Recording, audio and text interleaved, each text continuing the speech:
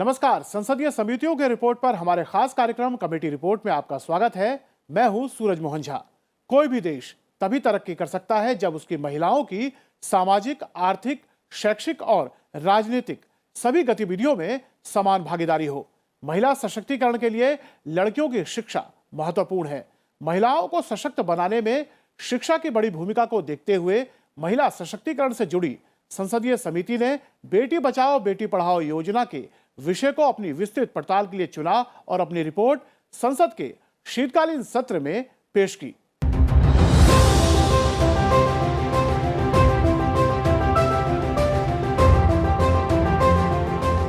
समिति की सिफारिशों पर हम विस्तार से डालेंगे नजर, साथ ही विशेषज्ञों से हर पहलू पर करेंगे चर्चा। इस महत्वपूर्ण विषय पर चर्चा के लिए स्टूडियो में हमारे साथ मौजूद हैं संयुक्ता सुब्रमण्यम। आप प्रथम एजुकेशन फाउंडेशन से हैं। संयुक्ता, आपका स्वागत है।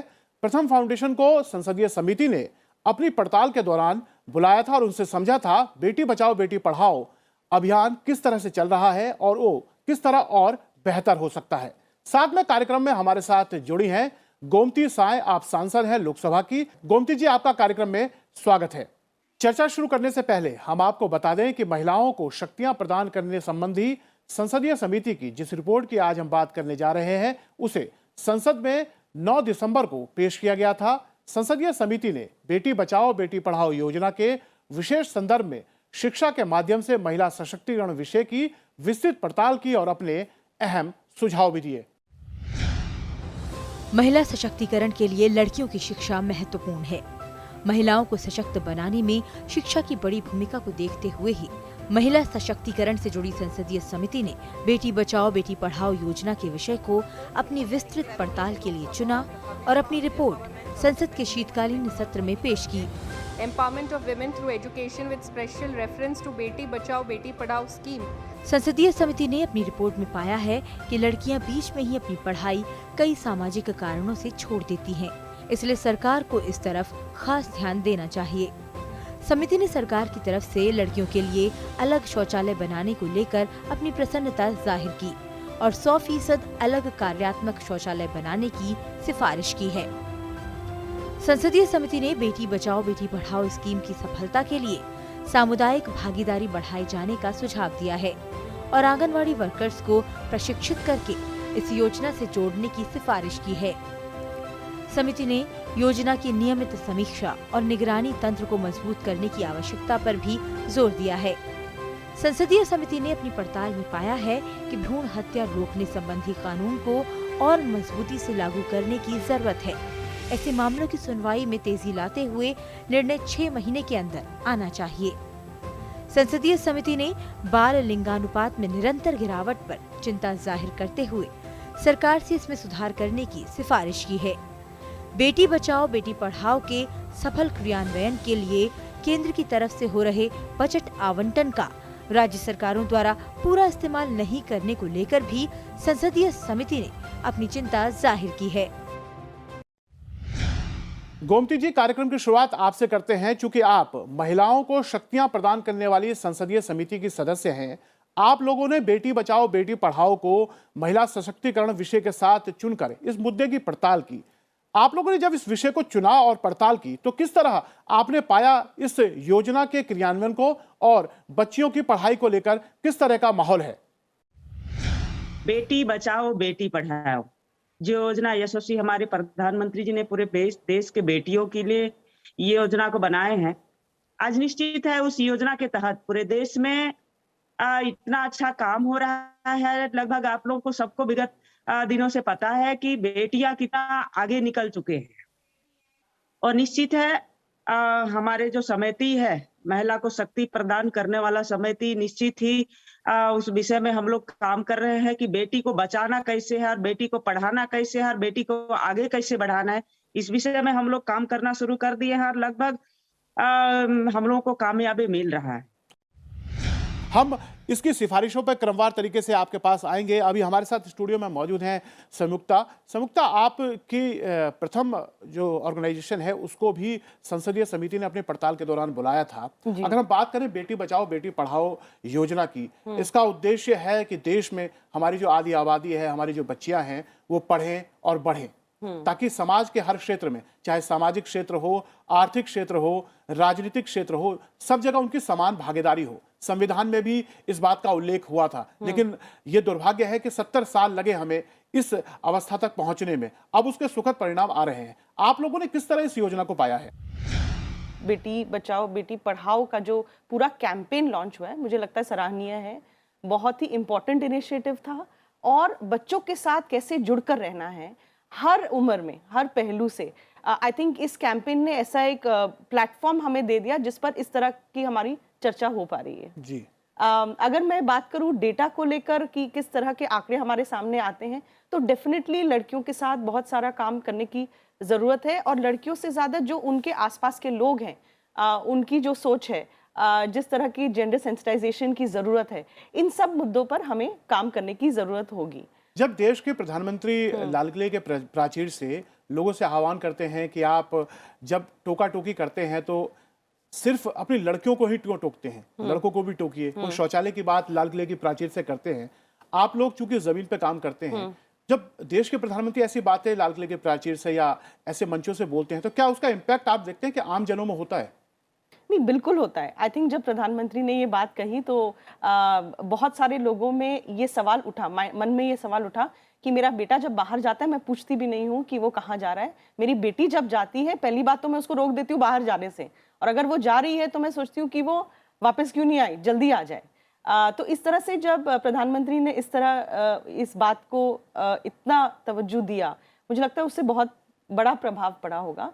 और समाज में हम सब एक साथ रहते हैं, लड़की हो या लड़का, है ना, एक दूसरे की सोच, एक दूसरे की डिसीजन मेकिंग हो या प्रॉब्लम सॉल्विंग हो, हर चीज में साथ मिलकर ही काम करना पड़ता है। तो मुझे लगता है ये बहुत इंपॉर्टेंट था। संसदीय समिति ने बाल लिंगानुपात में निरंतर गिरावट पर चिंता जाहिर करते हुए सरकार से इसमें सुधार करने की सिफारिश की है। बेटी बचाओ बेटी पढ़ाओ के सफल क्रियान्वयन के लिए केंद्र की तरफ से हो रहे बजट आवंटन को राज्य सरकार द्वारा पूरा इस्तेमाल नहीं करने को लेकर भी समिति ने अपनी चिंता जाहिर की है। गोमती जी, जिस तरह से केंद्र सरकार बेटी बचाओ बेटी पढ़ाओ के सही से क्रियान्वयन के लिए राज्य सरकारों को धन मुहैया करा रही है और बजट का आवंटन भी होता है, लेकिन संसदीय समिति ने चिंता जाहिर की है कि जो पैसा राज्यों को उपलब्ध कराया जा रहा है उसका सही से इस्तेमाल नहीं हो रहा है और उसका असर इस योजना के क्रियान्वयन पर भी पड़ रहा है। आप क्या कहना चाहेंगे? बेटी बचाओ बेटी पढ़ाओ योजना का जो फंडिंग है, ये मैं हर राज्य के मुखिया से निवेदन करती हूँ कि सही सलामत खर्चा करें बेटियों के ऊपर। बेटी को कैसे बचाना है और बेटी को कैसे बढ़ाना है और बेटी को कैसे सशक्त बनाना है, इस विषय को लेकर के गंभीरता से हमारे देश की बेटियों के ऊपर रखना चाहिए और गंभीरता से खर्चा भी करना चाहिए और सही समय पे सही जगह पे खर्चा हो। मतलब कोई भी काम में लापरवाही ना हो और बड़ा मुश्किल से बड़ा मशक्कत के साथ ये योजनाबद्ध ढंग तरीके से हम लोग योजना को बनाते भी हैं और उसका आर्थिक व्यवस्था करते हैं। तो इसलिए देश के मुखियाओं से मेरा निवेदन है, महिला को शक्ति प्रदान करने की समिति की ओर से कि इस योजना को बड़ा गंभीरता से ले, काहे कि देश में बेटी बचे रहेगा और बेटी आगे बढ़ेगा, बेटी आगे पढ़ेगा, तब जाकर के देश एक कदम और उन्नति की ओर जाएगा, सशक्त बनेगा। इसके लिए तो गंभीरता से लेना ही है। जो आपकी संसदीय समिति ने एक बच्चों के जो लिंगानुपात को लेकर लड़के लड़कियों के बीच में जो सेक्स रेशो है उसमें बार बार गिरावट आ रही है, इसको लेकर भी चिंता जाहिर की है और सरकार से कहा है कि इसको इस ओर विशेष ध्यान दिया जाए, क्योंकि अगर बेटियां पैदा होने से पहले ही मार दिया जाएंगी तो किस तरह से बेटियों को आप शिक्षा या अन्य क्षेत्रों में लाएंगे। तो आप लोगों ने किस तरह का सुझाव दिया है इस बारे में? हम लोग भारत के बेटियां के ऊपर हम लोग जिस तरह से पहले नजर रखते थे, आज जननी जन्मभूमिश्च जननी च जनार्दन, जननी ही नहीं रहेगा तो फिर दुनिया आगे बढ़ेगा कैसे। इसलिए इस विषय को लेकर के जननी की ओर तो ध्यान देना ही है। जननी ही नहीं रहेगा तो दुनिया का विकास कैसे होगा। हम लोग जब बेटी की सुरक्षा के विषय में चर्चा करते हैं तो उसमें भी हम लोग काफी हम लोग के एनजीओ के माध्यम से, हमारे एनजीओ में जितने महिला लोग काम करते हैं उनसे भी डिस्कस होता है विभाग से भी डिस्कस होता है कि भाई हम लोग ऐसा क्या कर रहे हैं कि बेटी को हम लोग गर्भ में ही न मारें, बेटी को पैदा होने दें। बेटी पैदा होगी तभी तो बेटी मतलब दुनिया आगे बढ़ेगा। और हमारे यशस्वी प्रधानमंत्री जी ने बेटी को लेकर के जिस गंभीरता से उन्होंने हर एक योजना को मतलब सुनियोजित ढंग से लागू किए हैं, उसका फायदा पूरे के पूरे भारत देश के बेटियों को मिलना चाहिए। गोमती जी, मैं एक चीज आपसे जानना चाहूंगा, चूंकि आप ग्रामीण परिवेश से आती हैं, हमारा सामाजिक ताना बाना ऐसा है कि हम कहीं ना कहीं बेटे और बेटियों में भेदभाव हो जाता है। ऐसी परिस्थिति में चूंकि अब भी एक बहुत बड़ी आबादी गांव में रहती है, उस सोच को बदलने को लेकर काम करना है। आप लोग जनप्रतिनिधि हैं, आप लोग लाखों लोगों की नुमाइंदगी संसद में करते हैं, तो जिस तरह से भारत सरकार ये बेटी बचाओ बेटी पढ़ाओ और तमाम लड़कियों की शिक्षा के लिए योजनाएं चला रही है, उसका सही से क्रियान्वयन हो, धन का आवंटन हो, ये एक अलग पहलू है। लेकिन लोगों को समझाने को लेकर भी कि वो बच्चियों को स्कूल में भेजें, कन्या भ्रूण हत्या ना करें, इस और किस तरह के प्रयास आप लोग एक सांसद के तौर पर कर रहे हैं? इस विषय को तो मैं यही लूंगी, अगले 7 साल में हम लोग को तो इस योजना को पहले ही चलाना चाहिए था, लेकिन कोई कारणवश अगला गवर्नमेंट कोई भी था तो नहीं कर पाया। लेकिन जब से मोदी जी प्रधानमंत्री बने हैं तब से एक अभियान की तरह चला है, चाहे शौचालय को लेकर के हो, चाहे शिक्षा को लेकर के हो, चाहे बेटी को लेकर के कोई भी योजना को लेकर के चले। आज जिस तरह से विकास हो रही है आपके सामने, आज हम लोग सांसद में 74 महिला जो जीत के आए हैं, ये साबित करते हैं कि बेटी को किस तरह हम लोग मतलब आगे बढ़ने का मौका मिल रहा है। ये मतलब प्रत्यक्ष मतलब इसका हम लोग एक उदाहरण है। बेटी बचाओ बेटी पढ़ाओ को लेकर जो सही से बजट का आवंटन होता है राज्यों को, उसका क्रियान्वयन किस तरह से अच्छी तरीके से हो? मुझे लगता है कि ये जो बजट है जिस तरह से उन्होंने एलोकेट किया है, उसमें काफी फोकस है कि एडवर्टाइज करो इस बात को, और इसमें कोई दिक्कत नहीं है। एक कैंपेन है, कैंपेन मोड में कम्युनिकेशन बहुत इंपॉर्टेंट है। सबका जानना जरूरी है कि बेटी बचाओ बेटी पढ़ाओ, है ना। तो ये इस तरह से जो उन्होंने इसका कॉन्सेप्चुअलाइजेशन किया है, मुझे लगता है बहुत बढ़िया है। आई थिंक जहाँ पे सपोर्ट की जरूरत होगी वो ये है कि एडवर्टाइजिंग कैसे करें, और इसके अलावा कुछ चीजें हैं जो प्रोग्राम या इंटरवेंशन में तब्दील हो, ये बहुत इंपॉर्टेंट है। शायद जिस तरह से हम इसको सोच रहे हैं आगे के लिए, हमें ये भी सोचना चाहिए कि अगर एक डिस्ट्रिक्ट को इन फंड्स को स्पेंड करना है तो किस तरह से स्पेंड करने में सबसे ज़्यादा इफेक्टिवनेस होगा और किस तरह के बॉटलनेक्स आ रहे हैं। तो हमारे काम में अगर मैं शेयर करूं तो हमें ये समझ में आता है कि कोई भी इंटरवेंशन हो एजुकेशन से रिलेटेड, उसमें स्कूल और टीचर तो हैं ही, पर जो कम्युनिटी है, जो पेरेंट्स है, जो पूरा गाँव है, एक कहावत है कि एक पूरे गाँव कि जब जोर पड़ती है तब एक बच्चा बड़ा होता है। It takes a village to raise a child. तो इन सब पहलू को ध्यान में रखते हुए जब हम काम करते हैं तब बच्चों का शैक्षणिक स्तर भी इंक्रीज होता है, और इस तरह की अवेयरनेस कि बेटी बचाओ बेटी पढ़ाओ, बेटी बोझ नहीं है। अगर आप सरकारी स्कूल में जाएंगे तो फ्री में आपको चीज़ें, आप अपनी पूरी पढ़ाई फ्री में कर सकते हैं, आपको टेक्स्ट बुक्स मिल सकते हैं और आपको पूरा सपोर्ट मिल सकता है। आई थिंक वो पूरा कम्युनिकेशन और किस तरह से स्पेंड जो फंड्स हैं उसको कैसे स्पेंड करना है, उस पे हमारा फोकस अब होना चाहिए। बिल्कुल। और संसदीय समिति ने अपने सुझाव में कहा भी है कि अगर लड़कियों को ज़्यादा से ज़्यादा स्कूल की तरफ लाना है तो उन्हें आकर्षित करने के लिए साइकिल बांटने जैसी जो योजना है, कई राज्यों ने की भी है और सफलतापूर्वक उसका क्रियान्वयन हुआ है, वो होना चाहिए। डायरेक्ट कैश ट्रांसफर जैसी स्कीम्स होनी चाहिए। तो और सरकार, हम देख रहे हैं कुछ राज्य सरकारें अच्छा कर भी रही हैं, केंद्र सरकार की तरफ से बार बार स्कूल धन आवंटित हो रहा है। बस नजरिया है कि इसे सही से क्रियान्वित किया जाए तो इसका सकारात्मक परिणाम और देखने को मिलेगा। संसदीय समिति ने बेटी बचाओ बेटी पढ़ाओ स्कीम की सफलता के लिए सामुदायिक भागीदारी बढ़ाए जाने का सुझाव दिया है और आंगनवाड़ी वर्कर्स को प्रशिक्षित कर इस योजना से जोड़ने की सिफारिश की है। समिति ने योजना की नियमित समीक्षा और निगरानी तंत्र को मजबूत करने की आवश्यकता पर भी बल दिया है। जिस तरह से संसदीय समिति ने कहा है कि इस बेटी बचाओ बेटी पढ़ाओ योजना के साथ सामुदायिक आम जन को भी जोड़ा जाए और खास तौर से जो आंगनवाड़ी वर्कर्स हैं, आशा की बहनें हैं, उन सबको अगर इस योजना के साथ जोड़ा जाए तो इस योजना का सही से क्रियान्वयन हो सकता है और जमीन पर इसके सकारात्मक परिणाम देखने को मिलेंगे। बिल्कुल। मतलब आंगनबाड़ी के कार्यकर्ता हैं, मितानिन हैं, और सामाजिक पहल करना चाहिए और इसका भरपूर मात्रा से प्रचार प्रसार की आवश्यकता है, ताकि अधिक से अधिक लोग जाने, महिलाएं जाने, बेटियां जाने और जान करके उसको फॉलो भी करें। ऐसा हम लोगों को एक अभियान चलाना चाहिए पूरे देश में। गोमती जी, अगर हम बात करें जिस तरह से संसदीय समिति ने, जिसके सदस्य आप भी हैं, उन्होंने कहा है कि निगरानी तंत्र को मजबूत किया जाए ताकि, और इसकी समय समय पर इस योजना की समीक्षा भी होती रहे ताकि हमें पता चले कहां पे चूक हो रहा है और कितना ये आगे बढ़ा है। इस सिफारिश पे आप क्या कहेंगे? जिस तरह से हम लोग, कई बार ऐसा आता है कि बेटियों के ऊपर साइबर क्राइम ज्यादा होता है, तो बेटियां हमारे वहां तक भी पहुंचे ताकि हमारे बहनों बेटी को कैसे सुरक्षित, हर क्षेत्र में बेटियों की आवश्यकता है जी। और हर क्षेत्र में बेटी रहेंगे तो एक महिला कैसे शक्ति प्रदान करता है, इसको महिला का दुख और दर्द को महिला ही समझ सकता है। इसलिए हर क्षेत्र में महिलाओं का भागीदारी बढ़ चढ़ के रहना चाहिए ताकि बेटियों को कैसे आगे बढ़ाना है। महिला से बोलते हैं ना, कहते हैं कि प्रथम गुरु माँ होती है और उसके बाद बाकी सब चीजें होते हैं। पहले तो माँ को ऐसा शिक्षा देना चाहिए बेटियों को ताकि बेटी ऐसा जाकर के आगे की पीढ़ी को वैसे ही शिक्षा मिलते रहे।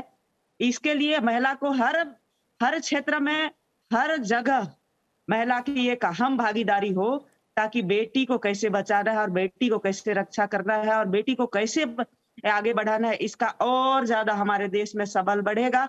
और कैसे किन किन जगहों पे अर्थव्यवस्था की जरूरत पड़ेगा, सही अर्थ की मायने को समझ पाएंगे तो एक महिला समझ पाएंगे। महिलाओं के लिए तो महिला हर जगह होना चाहिए। संसदीय समिति ने इस योजना को अच्छी तरह से लागू करने के लिए सामुदायिक भागीदारी, कम्युनिटी को इन्वॉल्व करने की जो बात कही है, जिसमें आशा वर्कर्स हो सकती हैं, आंगनवाड़ी वर्कर्स हो सकती हैं, उनको और ज्यादा ट्रेन करने के लिए कहा है। आपको लगता है कि अगर इन लोगों को और इन्वॉल्व किया जाए, उन्हें सही तरीके से प्रशिक्षित किया जाए तो इसके परिणाम और ज्यादा अच्छे होंगे? बिल्कुल, आई थिंक अगर हम वहाँ से शुरू करें जहाँ पे बच्चा पैदा होके पहली बार कहीं जाता है तो वो है आंगनवाड़ी। तो वहाँ आंगनवाड़ी वर्कर और आशा वर्कर की बात हुई है, बट प्री स्कूल बच्चों से लेके बड़े होने तक मुझे लगता है इस तरह का कम्युनिटी एंगेजमेंट और टीचर के साथ एंगेजमेंट दोनों ही बहुत महत्वपूर्ण है। प्री स्कूल की अगर हम बात करें तो बुनियादी शिक्षा जो है वो वहाँ से बनती है, लड़कियों को कॉन्फिडेंस आता है और क्लास में जाकर जो हो रहा है क्लास में उसके साथ वो कोप करने की के लिए सक्षम वो हो जाती हैं। आगे चलकर भी इस तरह का सपोर्ट करने की ज़रूरत है, मतलब आशा वर्कर और आंगनवाड़ी वर्कर का सपोर्ट बहुत इंपॉर्टेंट है। बट आगे चलकर जब हम डेटा देखते हैं तो हम देखते हैं कि बड़े क्लासों में बच्चों का ड्रॉप आउट ज़्यादा होता है, खासकर लड़कियों का। तो वहाँ पर जिस तरह का सपोर्ट, अच्छा ये ड्रॉप आउट क्यों होता है, पहले तो ये सोचने की ज़रूरत है। और दूसरा कि अगर हम कम्युनिटी को साथ लेकर चलें और उस तरह की व्यवस्था जो फिलहाल नहीं है, फॉर एग्जाम्पल इंटरनेट का जो इशू है, हमें पता है कि access to smartphones is an issue for girls.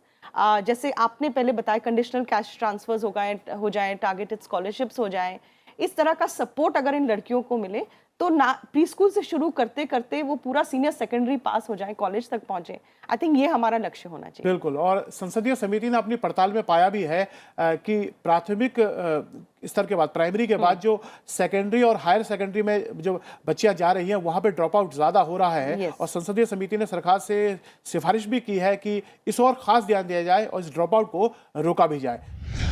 संसदीय समिति ने अपनी पड़ताल में पाया है कि भ्रूण हत्या रोकने संबंधी कानून को और मजबूती से लागू करने की जरूरत है। ऐसे मामलों की सुनवाई में तेजी लाते हुए निर्णय 6 महीने के अंदर आने चाहिए।